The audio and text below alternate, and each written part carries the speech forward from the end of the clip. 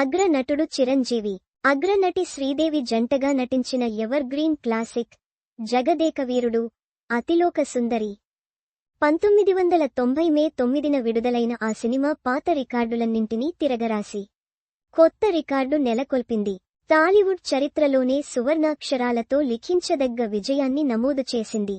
ప్రస్తుతం రీరిలీజ్ల ట్రెండ్ నడుస్తున్న నేపథ్యంలో కె. రాఘవేంద్రరావు దర్శకత్వంలో సి. అశ్వనీదత్ నిర్మించిన ఈ ఎవర్గ్రీన్ క్లాసిక్ 35 ఏండ్ల తర్వాత మళ్లీ థియేటర్లలో సందడి చేయనుంది.